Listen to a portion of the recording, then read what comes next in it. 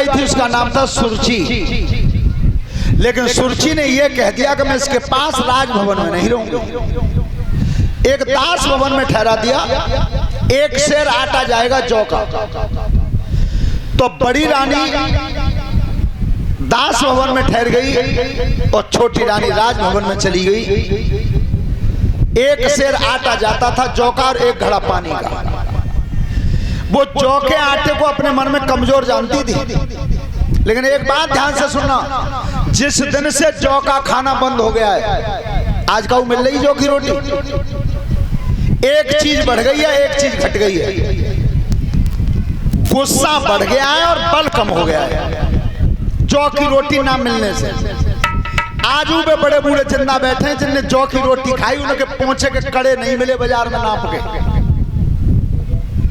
ये चीज थी उस समय। तो ध्यान रखना, जिस समय महारानी समय व्यतीत करती रही केवल इसी इंतजार में कि मेरे पति का नाम चल जाए, बेटा पैदा हो जाए, लेकिन समय व्यतीत कितना हुआ।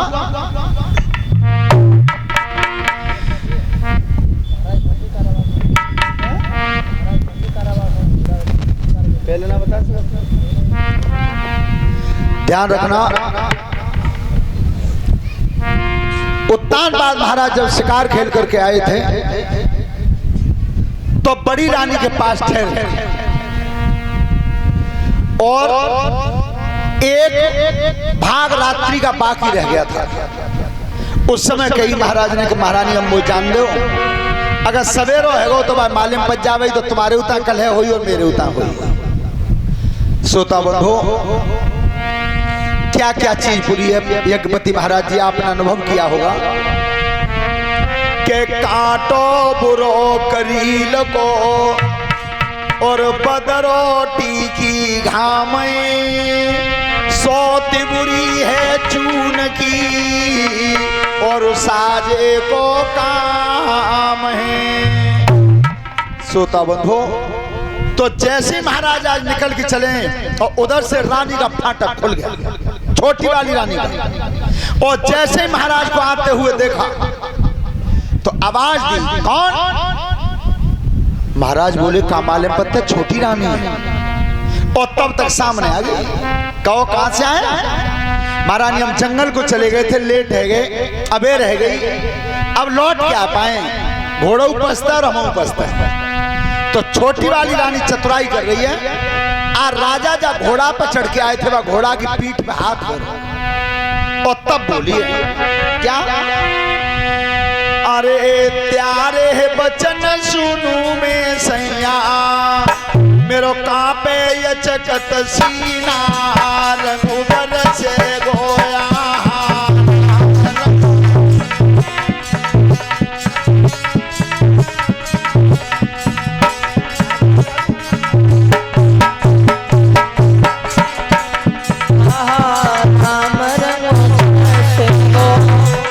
तुमने ना गई क्या घोड़ो जंगल से आओ, तुम आए हो जी, बात मेरे पेट में बैठी ना। क्यों कि जो पति घोड़ा जीवन से आ तो जकी हो तो पीठ पसीना, रघुबर से गोया।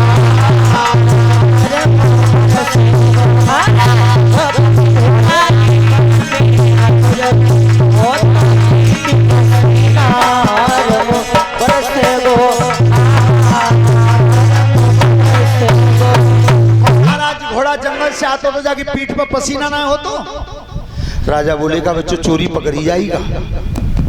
बोला अब राजा की आवाज बंद। तब कहीं महाराज तुम नहीं बताओगे, अब मैं बता रही हूँ। क्या बोली है क्रोध में? अरे तात पिया मोई ऐसी लगे यार सोते भमनते आए हो,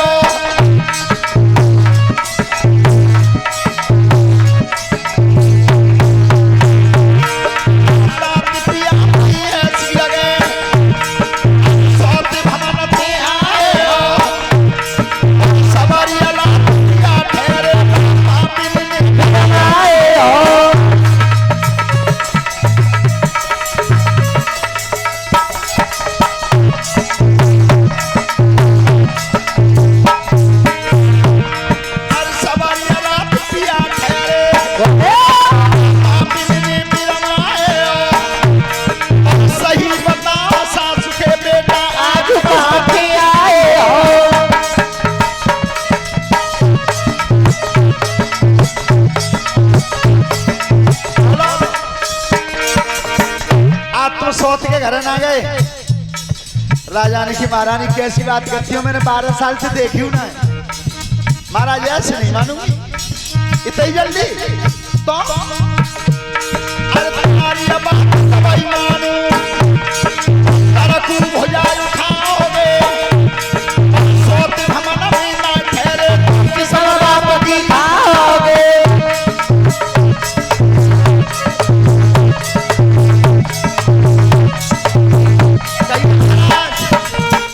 उत्तर की तरफ भुजा करो और अपने पिता मनु महाराज की समझाओ को तुम्हारे सोत के घर ना गए।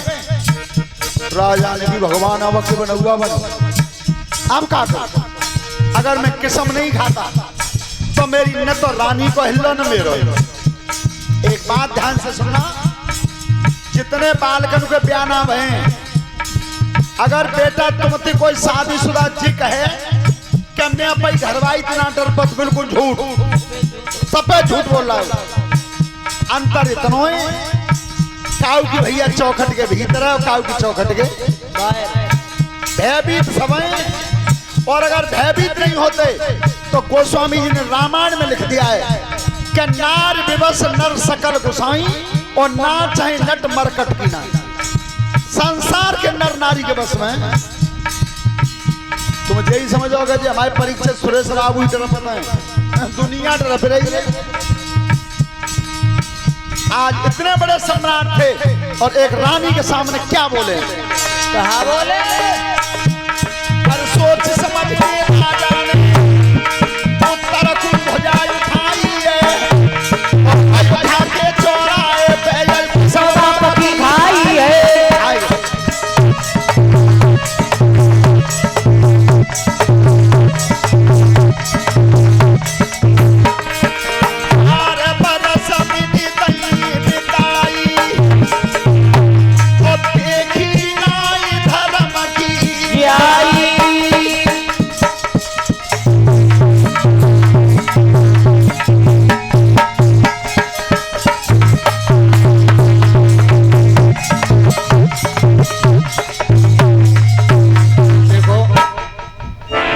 चाहता किस्म ले लो, तुम 12 साल तुमने देखी ना तो ठीक है महाराजा आ जाओ।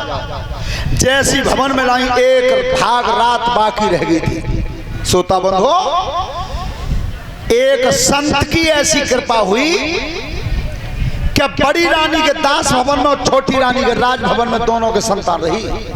बेटा बात मत करो ना।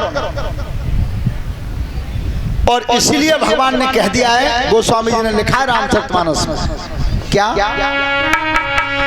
के मोर बचन चाही पर जाई फीका, संत वचन पत्थर की लीका।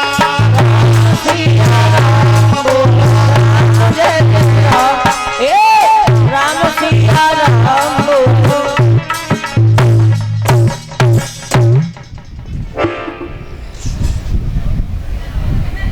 अब जो कूलर चल जाए तो लड़ाई है और ना चले तो लड़ाई। अब कूलर के जोरे बैठने की लड़ाई। हाँ बैठ जाओ, आवाज तो दूर तक आता। ध्यान रखना, समय का पालन होता रहा। बड़ी रानी के दास भवन में और छोटी रानी के राज भवन में जिस समय दर्द हुआ था तो उधर तो 1000 दास दासी चक्कर काट रहे हैं। क्या रानी के अगर बेटा पैदा हुआ तो जने काका मिले हो। बेटा बात मत करो, इतने बहुत बात आ रही है। और बड़ी रानी के पास कोई नहीं था, लेकिन जब संतान जन्मी तो बड़ी रानी ने बेटा जन्मा तो जन्मा कैसा है, एक भगवान का भक्त जन्मा है। और सब प्रेम से ताली बजाते हुए बोलेंगे और परीक्षित यज्ञपति दोनों जने नाचेंगे।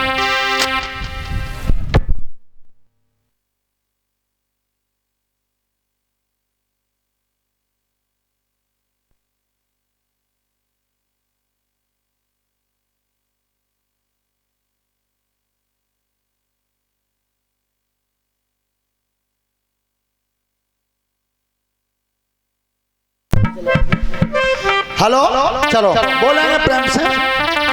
लला मेरो ऐसी घर